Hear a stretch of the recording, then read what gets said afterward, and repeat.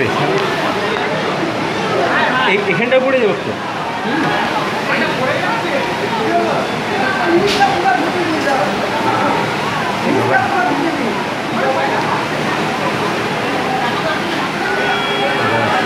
ঘরটি ঢুকছে উপরে লাইনটা করে